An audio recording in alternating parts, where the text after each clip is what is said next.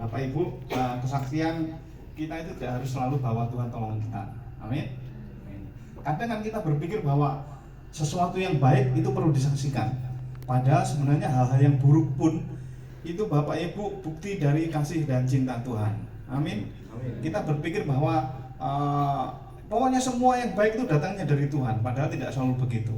Kadang kita diizinkan untuk masuk situasi yang berat itu karena memang Tuhan mengasihi kita. Nah, untuk hal-hal yang pekerjaan dan lain sebagainya yang dialami Pak Yudo itu juga sering saya alami. Ya, tapi kita harus percaya bahwa kalau hidup kita bergantung sama Tuhan, nih ya, kalau hidup kita bergantung sama Tuhan, itu tidak akan mempengaruhi kita. Amin. Tidak akan mempengaruhi kita. Amin. Amin. Jadi mau dalam keadaan diberkati ataupun dalam keadaan kekurangan, dalam keadaan pekerjaan yang melimpah hasilnya ataupun pekerjaan yang surut hasilnya, semuanya tidak akan mempengaruhi kasih Tuhan sama kita. Kalau Bapak Ibu percaya bahwa kasih Tuhan itu selalu ada dalam hidup kita, kita pegang itu, kita percaya itu, hal-hal ini tidak akan mempengaruhi sukacita dan damai sejahtera. Amin. Ya, karena memang situasi-situasi dari antara kita pasti banyak yang bekerja ya. Jadi mungkin sedikit ngomongin pekerjaan. Soal pekerjaan ini tidak selalu berjalan mulus seperti yang diharapkan. Jangan berpikir untuk sebuah pekerjaan. Mungkin ada yang malah belum punya pekerjaan sama sekali. Tapi saya selalu ingat sharing-sharing di Agapis ini bahwa kalau kita itu berjalan bersama Tuhan, harusnya sukacita yang muncul di dalam hati kita ini karena sukacita Tuhan bersama dengan saya. Sukacita Tuhan menyertai hari-hari saya. Amin. Nah, jadi saya juga pernah mengalami situasi yang memang jangankan bekerja dan mendapatkan hasil, pekerjaan tidak ada dan apalagi hasil. Pekerjaan tidak ada, hasil dari mana? Ya seperti gitu ya.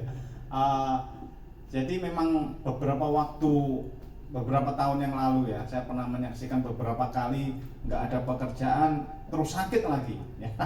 Itu seperti sudah jatuh ketimpa tangga, diinjak temannya lagi. Ina ya, sudah jatuh ketimpa tangga, diinjak temannya lagi, masuk lubang lagi ya. Jadi sengsaranya berlipat-lipat. Tetapi kita harus percaya kalau kita mengandalkan Tuhan, berharap kita sama Tuhan, bukan sama hal seperti itu. Ini ya hal-hal yang tidak mempengaruhi sama sekali, seharusnya begitu. Tapi untuk sampai ke situ memang berat ya, berat. Saya pun mengalaminya dan itu memang bukan pekerjaan yang mudah, berat. Ya, pernah saya sakit selama 1 bulan penuh, tidak ada kerjaan, sakit, penghasilan juga tidak tahu dari mana. Nah, itu biasanya kan kalau seperti gitu, wah, itu situasi yang bawaannya budrek terus gitu ya. Lihat kebutuhan anak, lihat ada yang harus dibayar, sekolah harus dibayar, kan nggak bisa sekolah disemayani. Ya ada sih bisa dijanjian nantilah minggu depan, bulan depan, tahun depan dan lain sebagainya. Tapi ingat bahwa semua itu harusnya tidak mempengaruhi sukacita kita. Amin. Sukacita kita, karena kalau kita berharap sama Tuhan, nah pasti pertolongan itu datang tanpa diduga-duga. Karena Tuhan bekerja itu tidak selalu mudah untuk kita bayangkan, mudah untuk kita pahami, mudah untuk pikirkan. Jadi waktu saya sakit, pekerjaan tidak ada, apalagi penghasilan, HP mati. Jadi biasanya kan kalau kita sakit kita bisa main HP, nganggur itu bisa main HP, itu sama sekali mati karena rusak. Jadi waktu saya ke Nias tuh HP masuk ke dalam air kecuci ya. Waktu direndam celana itu HP-nya masuk, saya nggak tahu. Jadi pas HP saya mana ya, dicari gini, ternyata begitu angkat celana, di dalam situ. Tapi puji Tuhan pulang dari sana itu masih hidup ya, mungkin sekitar 6 bulanan lah ya, 6 bulan. Terus habis itu mati sak. Saya sakit, tidak ada pekerjaan, tidak ada penghasilan, tidak ada pendapatan. Akhirnya saya langsung berpikir begini, Bapak Ibu, ini kalau saya sakit seperti ini kemudian tidak ada yang bisa saya lakukan, pasti ada sesuatu, biasanya seperti begitu. Saya berpikirnya Tuhan ingin melakukan sesuatu dalam hidup saya. Saya selalu berpikir seperti gitu ya. Ternyata memang benar. Jadi waktu yang saya ambil itu seperti saya retreat ya. Kadang itu kita hidup uh, menjalani kehidupan kita kadang seperti ini. Kita itu mulai tidak menyadari bahwa kita terlalu sibuk dengan banyak hal, banyak sesuatu yang banyak sesuatu yang mengganggu gitu loh ya. Jadi kita ibaratnya ikut Tuhan itu di jalan yang seperti ini ya, jalan lurus begini, saya ikut Tuhan. Tetapi kanan kiri kita ini banyak sekali gangguan, entah itu pekerjaan, entah itu kesibukan, entah itu anak istri dan lain sebagainya. Akhirnya kita kadang tidak menyadari bahwa jalan kita ini sudah miring ke kiri. Jalannya harusnya lurus, Tuhan di depan kita ini jalannya lurus. Karena sesuatu yang mengganggu di sebelah kiri kita, akhirnya jalan kita itu miring ke kiri. Nah, semakin lama itu dibiarkan, kita akan semakin jauh dan itu sangat tidak terasa. Nah, ini yang pekerjaan-pekerjaan iblis yang sangat ngeri itu malah justru seperti itu. Dia melakukannya secara halus sampai menjauhkan kita dari tujuan kita sebagai pengikut Kristus. Ingat bahwa kita hidup ini mengikuti siapa? Mengikuti Kristus. Ya, kalau mengikuti Kristus harusnya kita tidak di belakang Dia, mengikuti Dia kemanapun Dia pergi. Dia belok kanan, kita ikut belok kanan, dia belok kiri, kita ikut belok kiri. Tapi kadang memang kanan kiri kita ini sering mengganggu. Nah, saya pun dihadapkan seperti itu. Karena saya hidup harus mencukupi kebutuhan dan lain sebagainya, fokus kita itu kadang ke situ. Ya, padahal ini sebenarnya Tuhan bilang, aku menyediakan.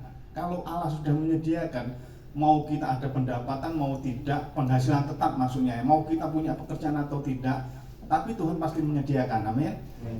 Nah, jadi saya merasa bahwa, saya harus menarik diri dari semua kesibukan saya, ya, semua hal-hal yang saya pikirkan waktu itu, saya harus menarik diri seperti gitu ya. Saya mulai mengasingkan diri saya, jadi tetap di dalam kamar, lalu banyak berdoa, berhubungan dengan Tuhan. Sebenarnya saya ini sudah ada di belakang Tuhan, nggak ngikutin Tuhan itu.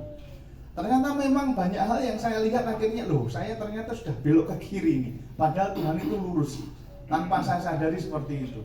Ya, jadi banyak baca buku waktu itu, terus akhirnya saya merasa bahwa Tuhan itu ternyata begitu dekat ya. Begitu saya mengambil waktu untuk melihat diri saya seperti apa retreat gitu ya. Seperti itu, mundur satu langkah untuk melihat hidup saya ini sebenarnya ada di mana? Apakah saya benar di jalannya Tuhan ini terus untuk ikut Tuhan, atau sebenarnya saya sudah mulai ke kanan ke kiri, terombang ambing dan lain sebagainya. Nah, setelah itu saya merasa bahwa hidup ini diubahkan, dan saya merasa bahwa ternyata pekerjaan itu semua, pekerjaan yang kita lakukan, hal-hal duniawi yang sementara kita geluti, sebenarnya itu tidak boleh untuk menguras energi kita, fokus kita untuk tetap ada di jalannya Tuhan, mengikut Tuhan. Akhirnya saya berpikir begini, kalau gitu hidup kekristenan itu sebenarnya luar biasa loh Bapak Ibu. Amin. Ternyata memang luar biasa. Selama kita berpegang teguh sama Tuhan, berpengharapan sama Tuhan, ya mau ini kerjaan ada, mau enggak, mau sepi, mau rame, ternyata memang Tuhan akan tetap sediakan. Amin. Amin. Mau pekerjaan sepi maupun tidak ada pekerjaan maupun ternyata memang Tuhan tetap sediakan. Dan Amen. Ternyata memang betul waktu itu sudah lama ya, berbulan-bulan, mungkin setahun 2 tahun lebih. Jadi kita itu saya sama istri nggak pernah belanja yang main gila gitu. Main gila maksudnya belanja menggila gitu ya, Main gila. Sama siapa? Sama istri Pak. Jadi itu memang Tuhan sediakan. Saya tidak minta, sampai HP pun ada yang belikan HP itu baru. Karena dihubungi nggak bisa ya saya diam saja. Akhirnya dihubungi istri saya, HP-nya rusak. HP-nya kenapa rusak? Ya saya ditelepon akhirnya, ya memang rusak. Mau gimana? Nggak bisa perbaiki. Sudahlah.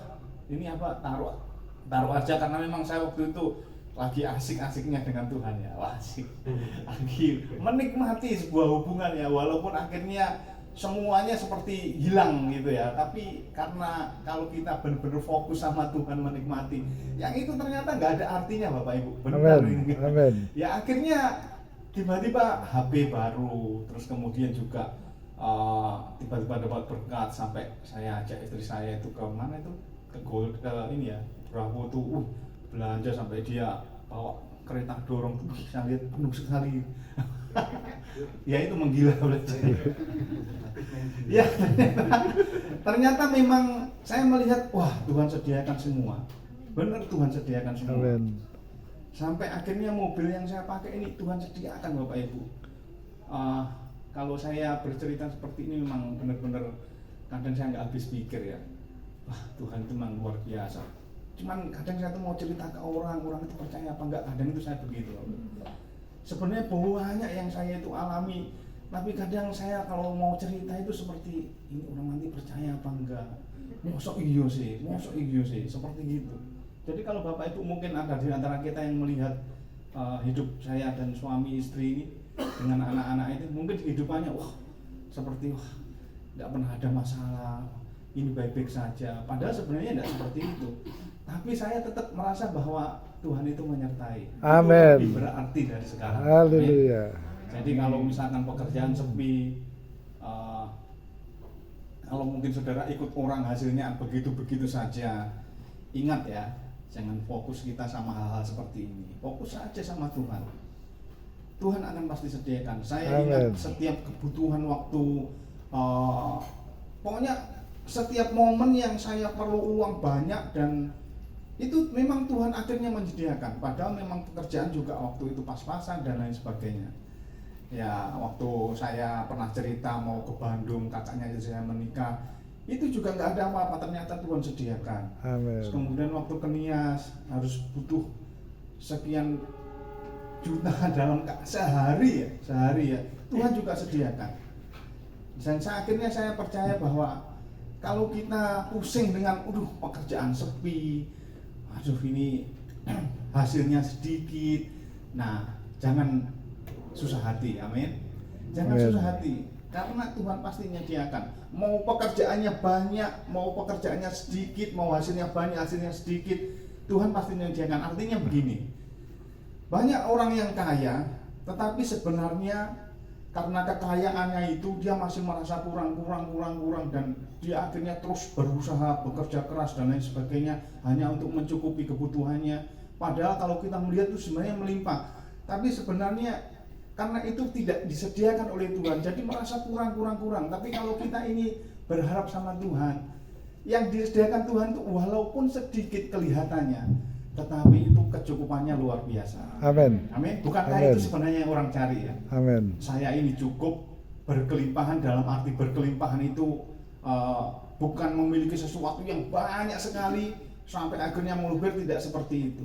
Tetapi rasa yang di dalam diri kita yang berkelimpahan. Amin. Punya 100.000 sehari, itu luar biasa bersyukurnya. Karena saya merasa begini Bapak Ibu, dulu waktu pada waktu kekurangan itu ternyata uang 100.000 itu rasa syukurnya itu melebihi segala-galanya. Amin. Biasanya kan begitu ya. Kalau kita punya banyak setiap hari itu kadang ya itu loh. Makanya saya bilang tadi kalau kita ikut Tuhan, kadang hal-hal yang tanpa kita sadari itu kita melenceng ke kiri ke kanan tanpa kita sadari. Kadang kecukupan pun membuat kita seperti itu. Kadang seperti gitu ya. Kecukupan maksudnya berkelimpahan secara materi kadang seperti begitu.